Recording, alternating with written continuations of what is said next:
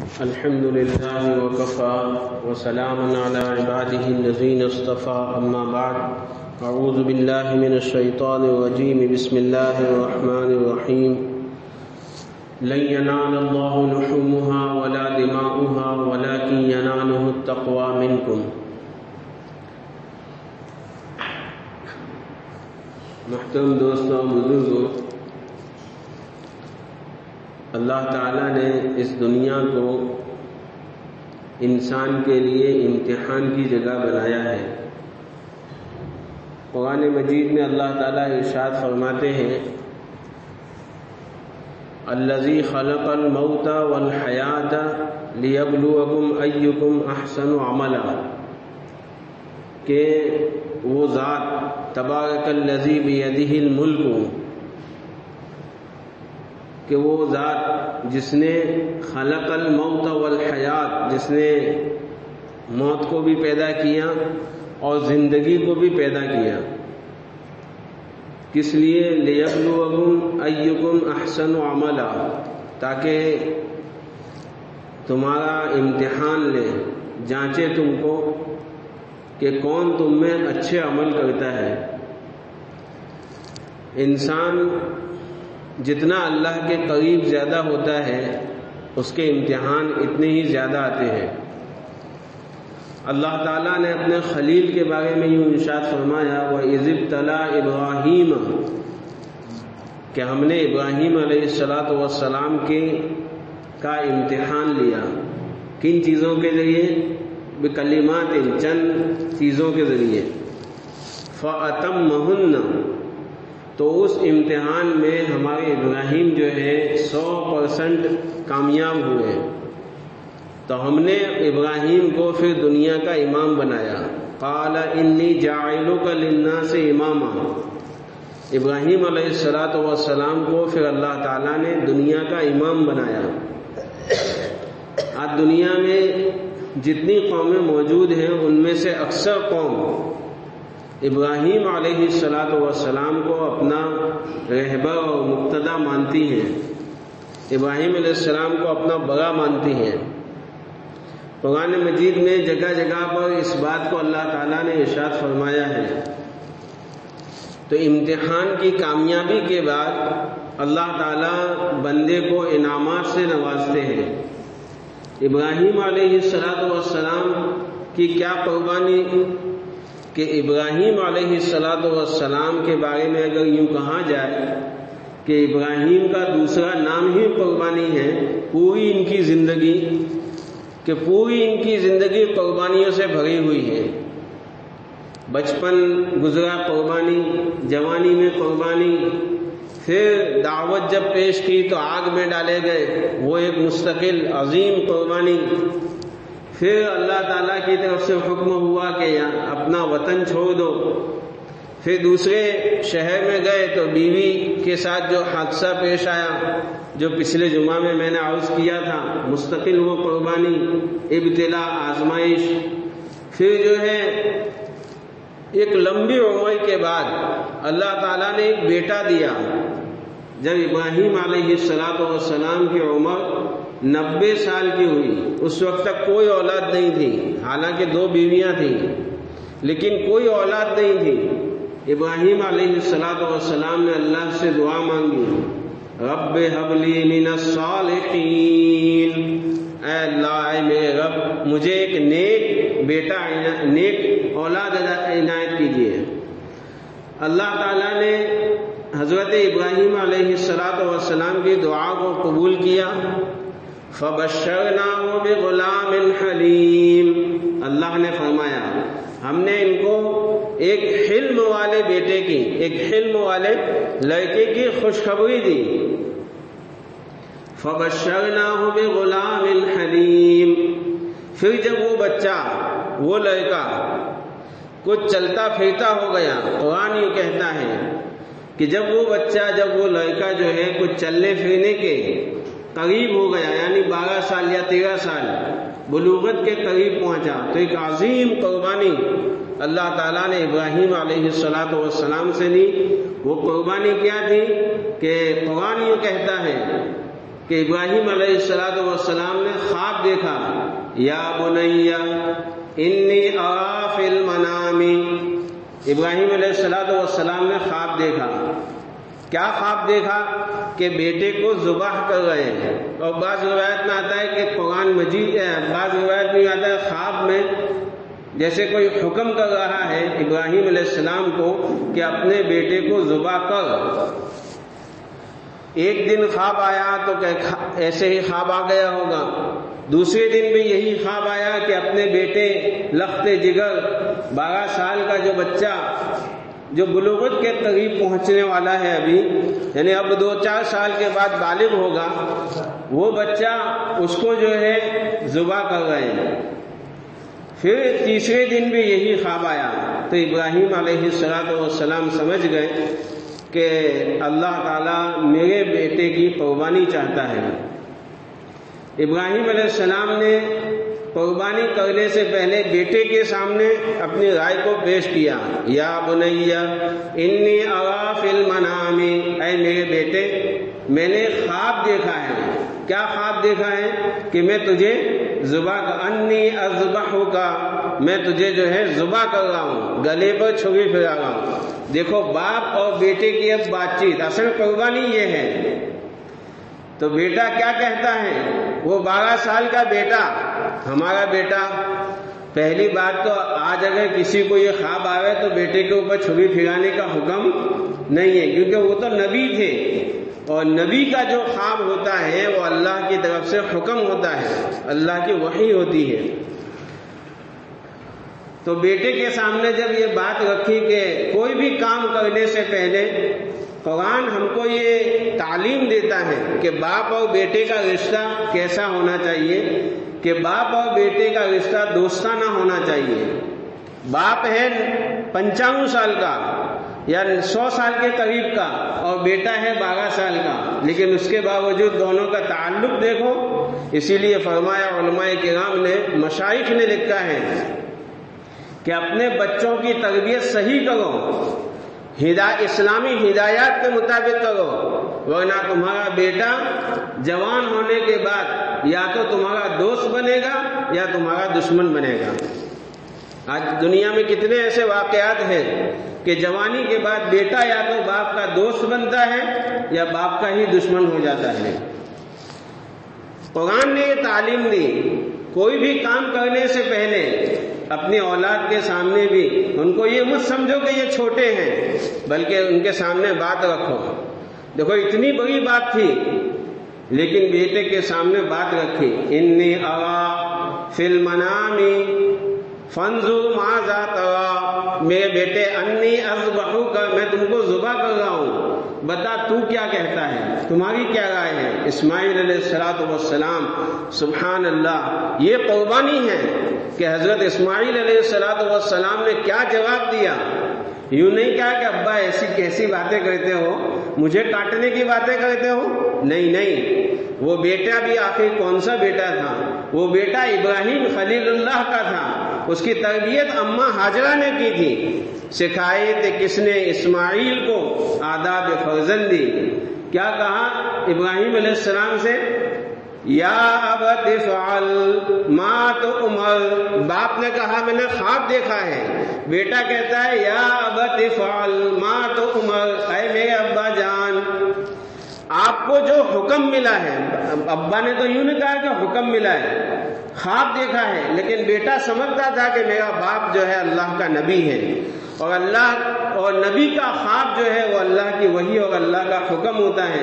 تو فوراً بیٹے نے کیا کہا؟ یا ابت افعل ما تؤمر، اے میرے ابا جان آپ کہہ گزریے جو آپ کو حکم ملا ہے، ستجدنی انشاء اللہ من الصابرین، آپ ان قریب مجھے پائیں گے صبر کرنے والوں میں سے، میں یہ واویلا کرنے والوں میں سے نہیں ہوں گا، میں آپ کو صبر کرنے والوں میں سے آپ مجھے پائیں گے۔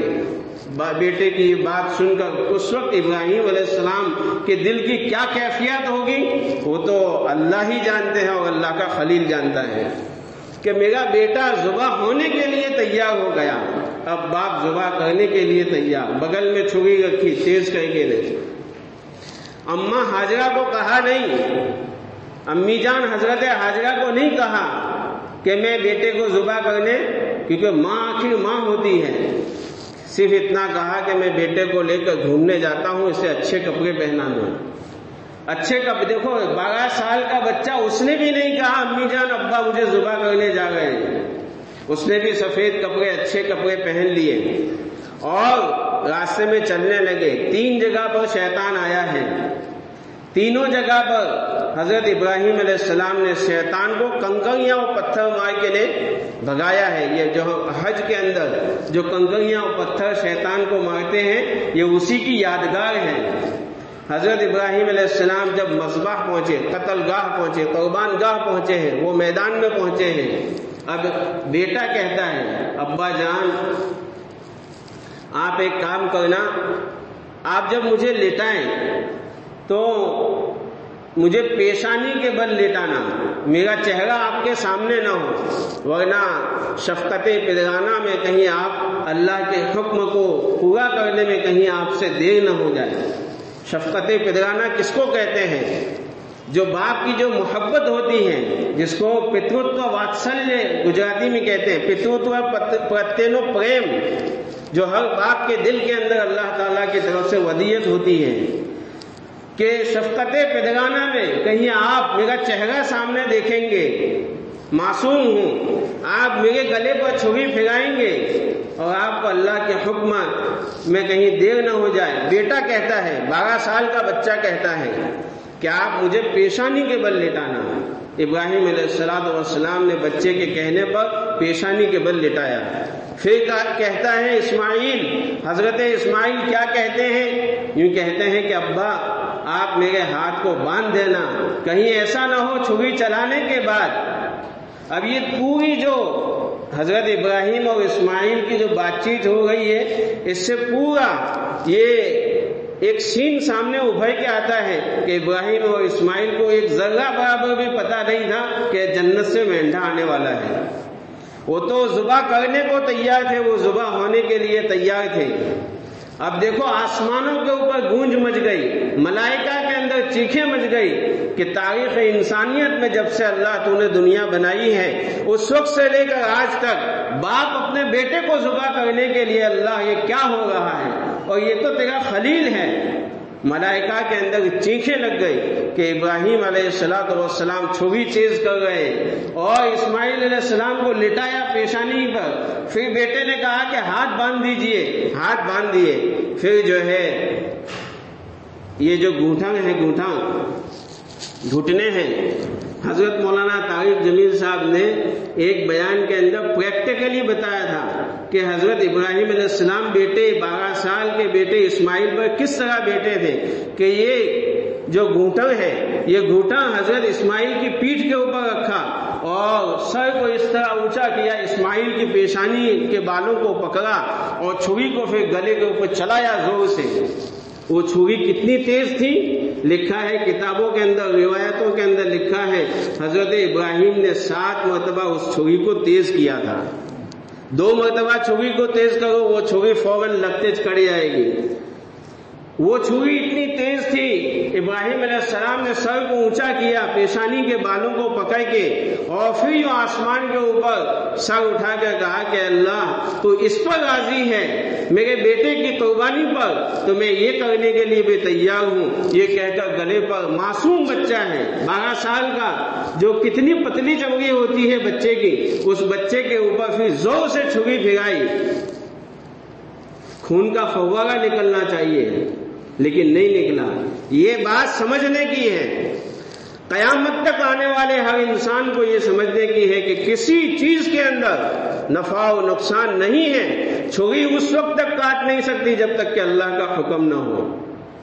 یہ بات اصل میں، یہ واقعات اللہ نے اس لیے رونما کیے ہیں۔ آج ہم یہ سوچتے ہیں کہ میرے پاس فلاں چیز نہیں ہوگی، عزت اور ذلت کا مالک اللہ ہے۔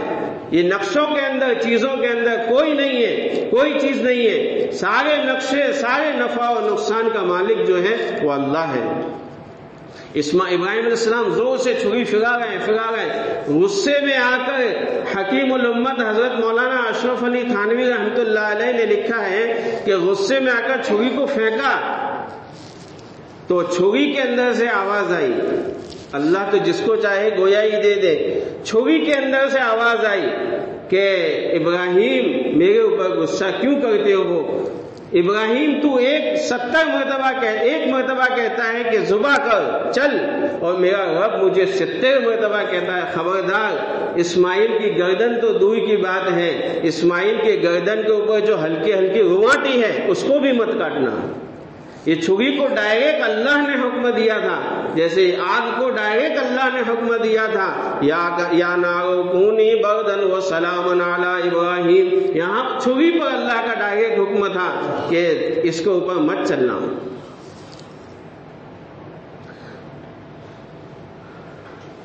وَنَادَيْنَاهُ أَن يَا إِبْرَاهِيمُ. اسی درمیان میں اللہ کی ندا آئی، ہم نے ابراہیم علیہ السلام کو پکارا، شاباش قد صدقت الرؤیا، شاباش ابراہیم تو نے خواب کو سچ کر دکھایا. وَفَدَيْنَاهُ بِذِبْحٍ عَظِيمٍ. حضرت جبرائیل علیہ السلام جلدی سے آئے جنتی مینڈا لے کر، اور یہ بولتے ہوئے آئے، اللہ اکبر اللہ اکبر لا الہ الا اللہ واللہ اکبر اللہ اکبر وللہ الحمد. جو ہے تکبیر تشریق ہے. آئندہ کل جو ہے 9 ذی الحج ہے، 9 ذی الحج کی صبح سے لگا کر 13 ذی الحج کی عصر تک ہر مسلمان کو ہر فرض نماز کے بعد یہ تکبیر 1 مرتبہ پڑھنا واجب ہے، جو ہم کل سے پڑھیں گے. یہ تکبیر حضرت جبرائیل علیہ السلام یہ بولتے ہوئے آئے تھے، اللہ اکبر لا الہ الا اللہ واللہ اکبر وللہ الحمد وفدیناہ بذبح عظیم. ایک مینڈھا لا کے دیا جبرائیل علیہ السلام نے کہ لو اس کے بدلے یہ قربانی یہ پیش کرو.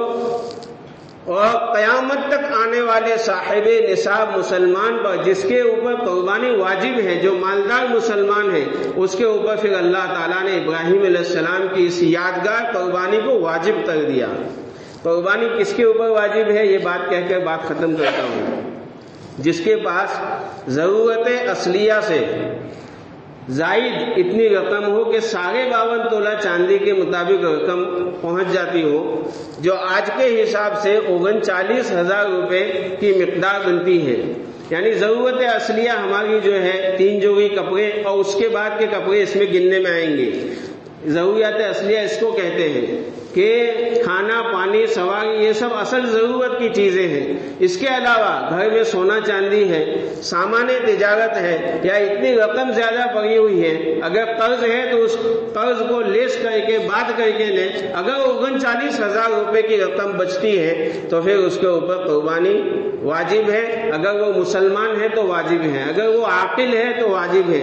قربانی کی وجوب کی چند شرطیں ہیں. سب سے پہلے مسلمان ہونا، عاقل ہونا. عاقل کہتے ہیں اگر دماغ سے کمزور ہے کوئی ہے، اس کی ملکیت میں لاکھوں روپے ہیں، اس میں اوپر قربانی نہیں ہے. بالغ ہونا، نابالغ کے اوپر قربانی واجب نہیں ہے. مقیم ہونا، مسافر کے اوپر، مسافر انسان کروڑپتی ہو لیکن وہ سفر میں چلا گیا 3 دن کے لیے تو اس کے اوپر بھی قربانی واجب نہیں ہے. اس طرح سے 6 باتیں لکھی ہیں کیا گئے. اور صاحب نصاب ہونا یعنی مالدار ہونا، یعنی 52.5 تولہ چاندی کی مقدار کی رقم یا اتنا سامان تجارت یا اتنی سونا یا چاندی پڑا ہے تو اس کے اوپر قربانی واجب ہے.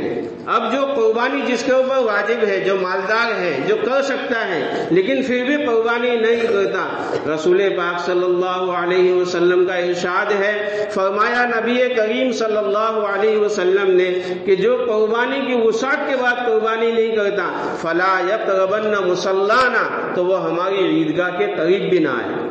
اللہ تعالیٰ ہم مسلمانوں کو اس پر عمل کرنے کی توفیق عطا فرمائے.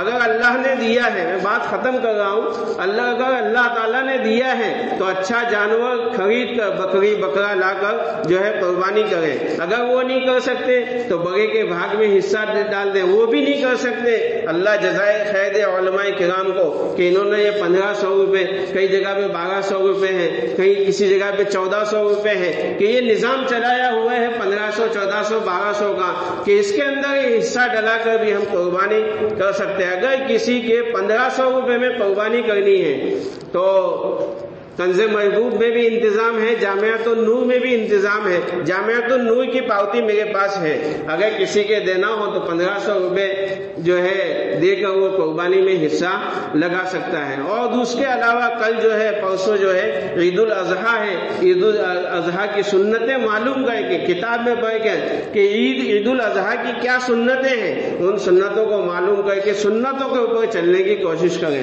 اللہ تعالی ہمیں ان باتوں پر عمل کرنے کی توفیق عطا فرمائے. اب سنت پڑھ لیں پھر